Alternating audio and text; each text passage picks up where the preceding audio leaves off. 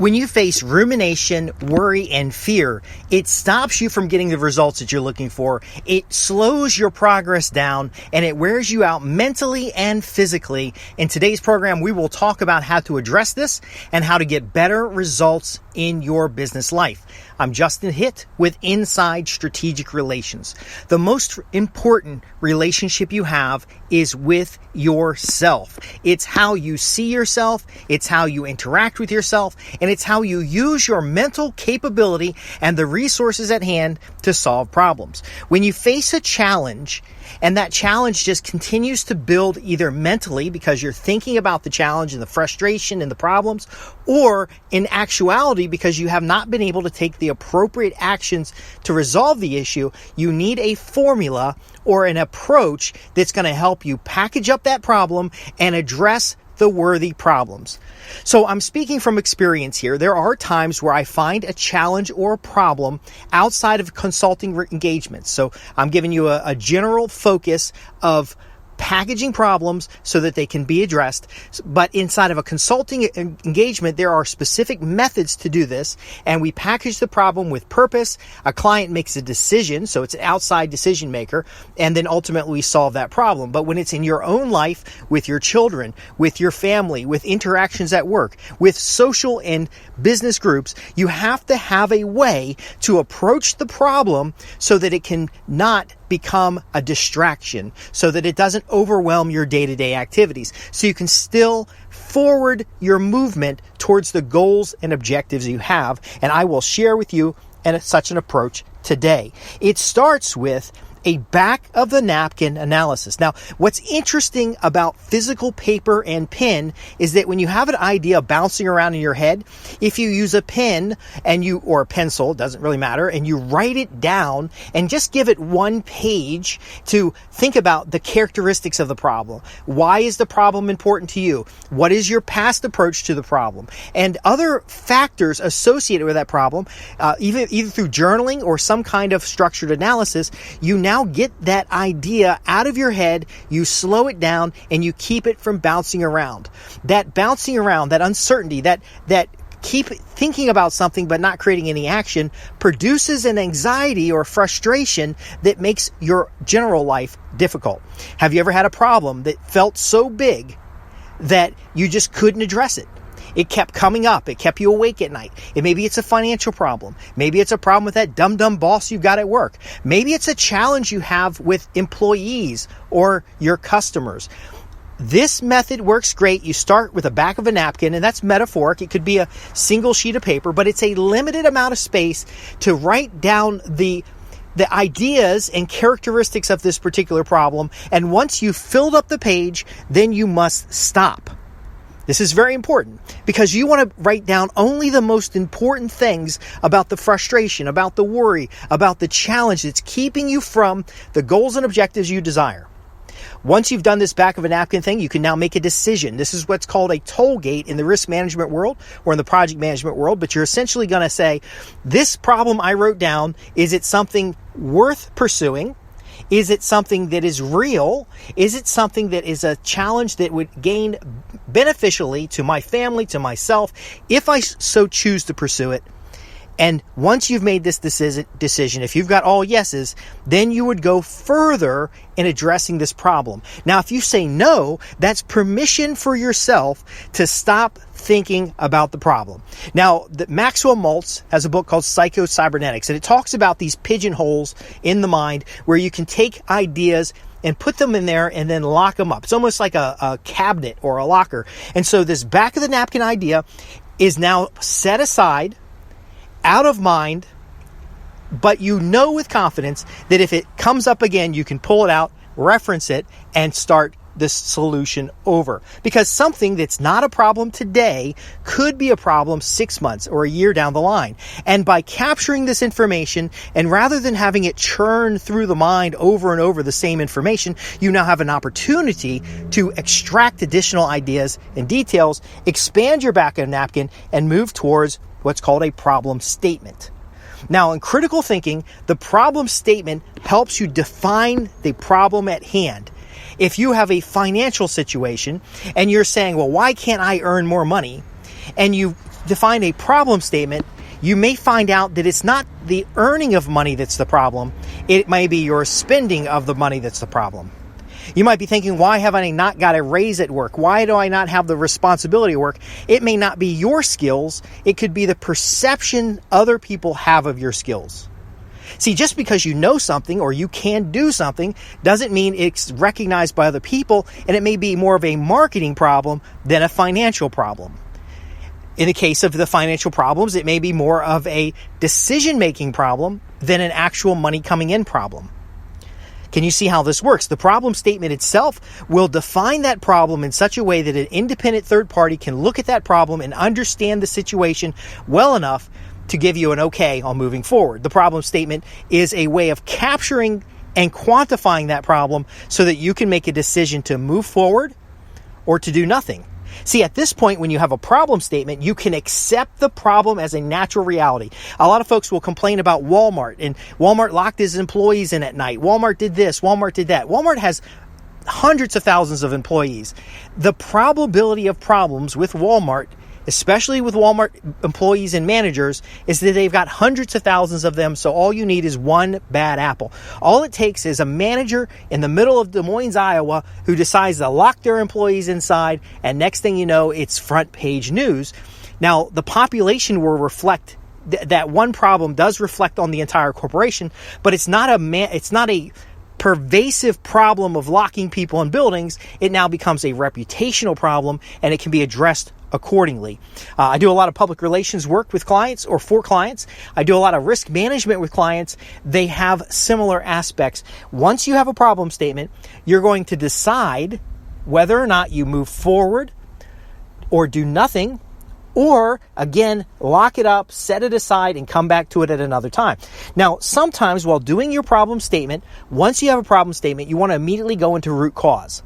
Now, root cause is the step in the direction of a solution, but ultimately, that problem statement is, what are we solving for? What is the desired outcome? What is it going to look like to have this problem eliminated? And so you may work a little bit on the root cause, but again, you don't have to commit to working on the problem or solving the problem right now. You have to commit to understanding the problem in a realistic way that is appropriate for your resources, appropriate for your time, appropriate for what you want to accomplish, so that when you face a challenge, you can have the proper perspective to actually come up with a solution. See, there's no point having anxiety, frustration, worry, depression about a problem that you either don't have the resources to solve or isn't really a problem that impacts you. See, there's a lot in society today where they're always worried about the other person. They're worried about this other group. And to the point where people will edit their own speaking because they're worried about upsetting someone else. But can you really control that other person? Can you really control their frustrations, their fears, their worries? Well, no, you can't. So it's highly likely with 7 billion people on the planet that anything you say is going to upset somebody. If you're pro this, there's somebody anti that. If you're anti that, there's somebody pro that. Listen carefully, my friends. I'm sharing with you a process to address the problem and solve it within your context, within the relationship realm that starts with your own mind, extends to your family, and then into your local community. If you are doing well, if your family's doing well, if the community's doing well, then you can move forward and be guaranteed to have some kind of success, but a success that isn't necessarily going to be accepted by other people, a success that others may look upon and frown. Again, it doesn't matter what they think. It doesn't matter what they do. They ultimately are responsible for themselves, and you are responsible for you. Here's the next fact. You've decided to address this problem head on. You have a clear description of the problem, you have a definition of the problem, and you know what a success would look like. Now's the time to do a root cause analysis. What is the root impacting factors? What contributes to this problem? And what are the things? So if you made a list of 10 things that contribute to the problem, which of these things can you do something about? You may not be able to do anything about inflation right now, but you could start buying how you manage your pantry, for example. If prices are going up significantly, you might buy 2 items at the grocery store instead of 1.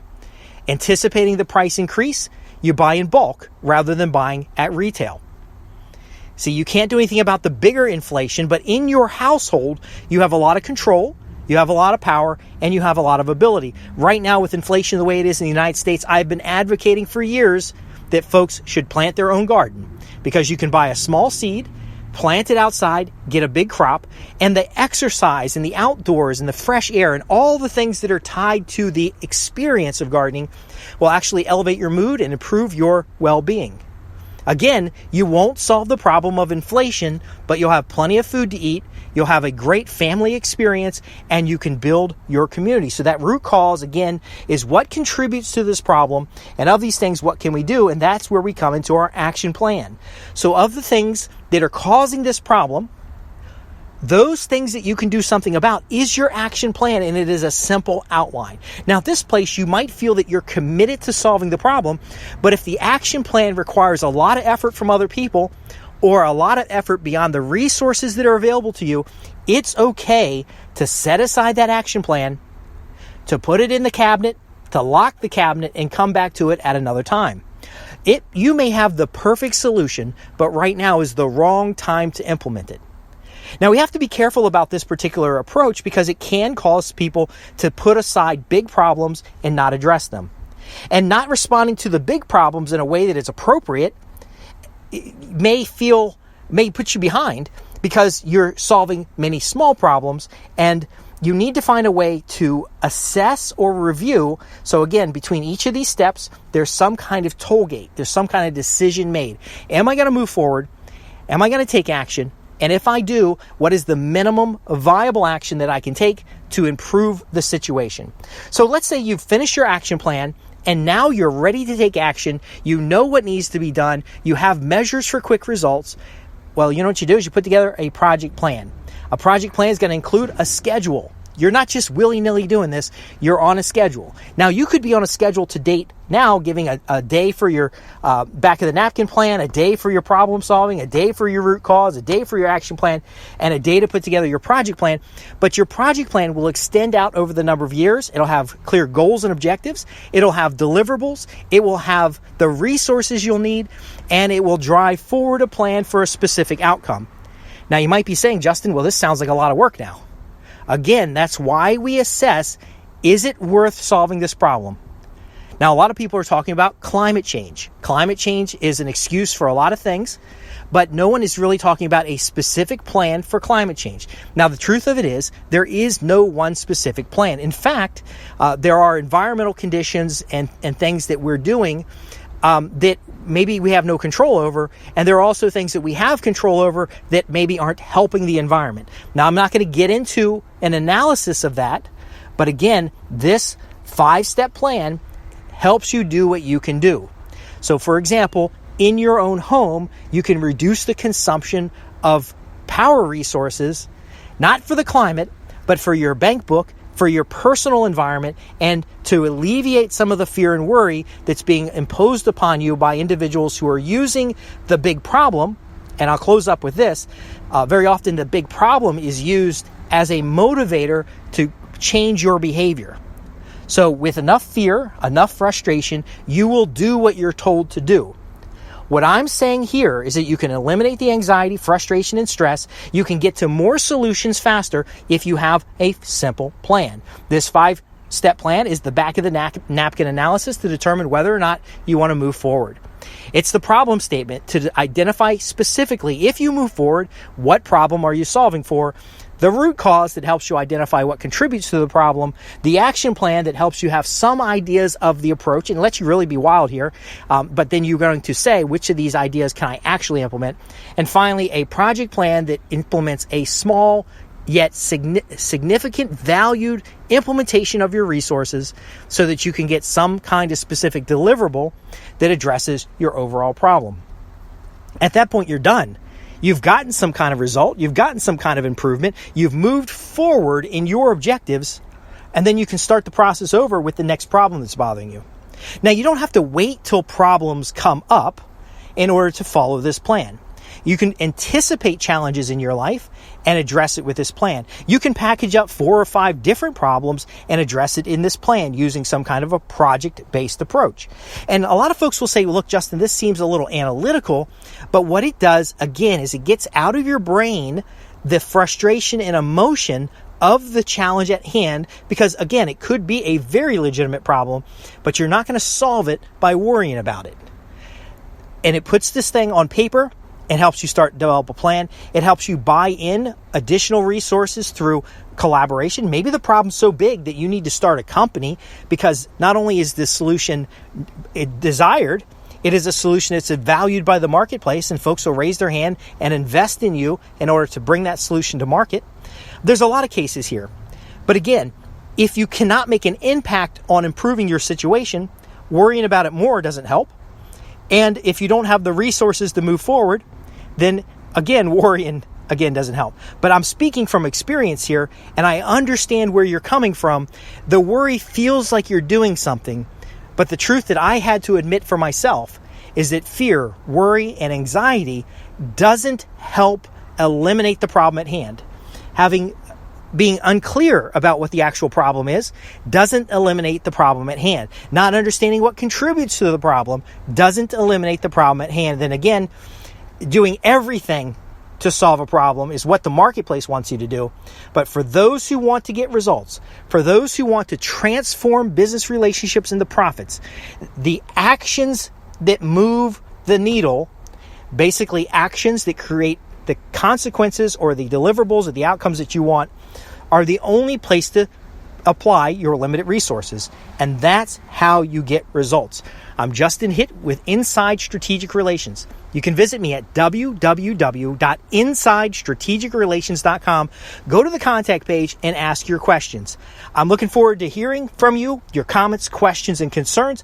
This has been about using a systematic approach to eliminate anxiety and worry while you package up problems into tangible and easy to handle tools that ultimately gain you the results that you're looking for. I'll see you in the next program.